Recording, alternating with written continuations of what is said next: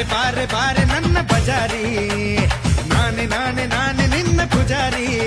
Hi guys, welcome to my new vlog. ಇವತ್ತು video ಮಾಡ್ತಿರೋ ಉದ್ದೇಶ ಏನಪ್ಪ ಅಂದರೆ, ಬಿಗ್ ಬಾಸ್ ಇಂದ ಮೇಲ್ ಬಂದಿದೆ. ಏನು ಬಂದಿದೆ ಅಂತ ನಾನೇ ಓದ್ತೀನಿ.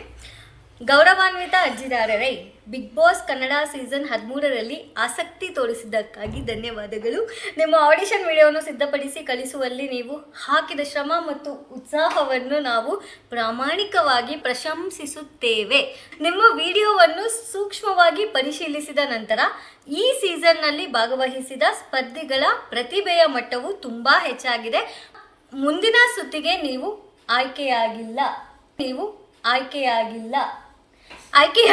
ಎಂದು ತಿಳಿಸಲು ನಾವು ವಿಷಾದಿಸುತ್ತೇವೆ. ನಿಮ್ಮ ಬೆಂಬಲಕ್ಕೆ ನಾವು ಧನ್ಯವಾದಗಳನ್ನು ಅರ್ಪಿಸುತ್ತೇವೆ ಮತ್ತು ನಿಮ್ಮ ಮುಂದಿನ ಎಲ್ಲ ಪ್ರಯತ್ನಗಳಿಗೆ ಶುಭ ಹಾರೈಸುತ್ತೇವೆ. ಇಂತಿ ಟೀಮ್ ಬಿಗ್ ಬಾಸ್. ಸೇಮ್ ಮೆಸೇಜ್ನ ಇಂಗ್ಲೀಷಲ್ಲೂ ಕಳಿಸಿದ್ದಾರೆ. ಎಸ್, ಇದನ್ನು ನೋಡಿ ನಿಮ್ಗೇನು ಅನಿಸ್ತು? ನನಗೆ ನೋಡಿ ತುಂಬ ಬೇಜಾರಾಯ್ತು. ಏನಂತ ರಿಪ್ಲೈ ಮಾಡಿದ್ದೀರಾ? ನನಗೂ ಒಂದು ಚಾನ್ಸ್ ಕೊಡಬೇಕಿತ್ತು, ನೀವು ನನ್ನ ಯಾಕೆ ಬಿಟ್ರಿ ಅಂತ ಮೆಸೇಜ್ ಮಾಡಿದ್ದೀನಿ. ಯಾಕೆ ಸೆಲೆಕ್ಟ್ ಮಾಡಿಲ್ಲ? ನನಗೂ ಆದರೂ ಒಂದು ಚಾನ್ಸ್ ಕೊಡಬೇಕಿತ್ತು ಅಂತ ರಿಪ್ಲೈ ಮಾಡಿದ್ದಾರೆ. ಸೊ ನಾವಿಬ್ರು ಕಳಿಸಿದ್ವಿ ವಿಡಿಯೋ ಬಿಗ್ ಬಾಸ್ಗೆ, ಇಬ್ಬರು ಕಳಿಸಿದ್ವಿ. ಏನಂದರೆ ಗೊತ್ತಿತ್ತು ಏನು ಸೆಲೆಕ್ಟ್ ಆಗಿಬಿಡ್ತೀವಿ ಅನ್ನೋಕ್ಕೆ. ನಾವೇನು ಸೆಲೆಬ್ರಿಟೀಸ್ ಅಲ್ಲ ಅಥವಾ ಯಾರೋ ತುಂಬ ನೇಮ್ ಫೇಮ್ ಇರೋ ಅಂಥವ್ರಲ್ಲ, ನಾವು ಕಾಮನ್ ಪೀಪಲ್.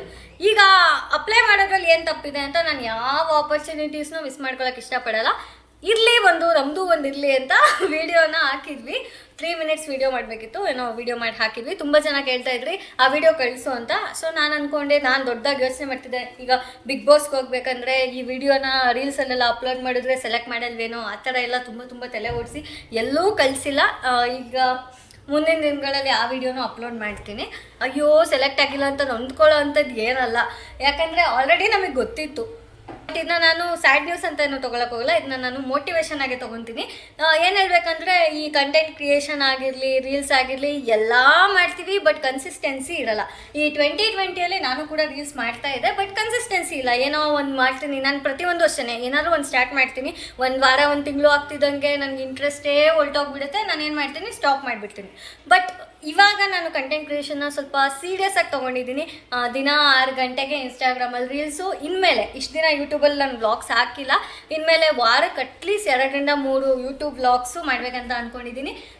ಹೇಳ್ಬೇಕಂದ್ರೆ ಕಂಟೆಂಟ್ ಕ್ರಿಯೇಷನ್ನ ನಾವು ಇವಾಗ ಕಲಿತಾ ಇರೋದು. ನಾನು ನಿಮ್ಮ ನಂಬಲ್ಲ, ನನ್ನ ಯೂಟ್ಯೂಬ್ ವೀಡಿಯೋನ ಮೊದಲು ಈ ಥರ ಮಾಡ್ತಾಯಿದ್ದೆ.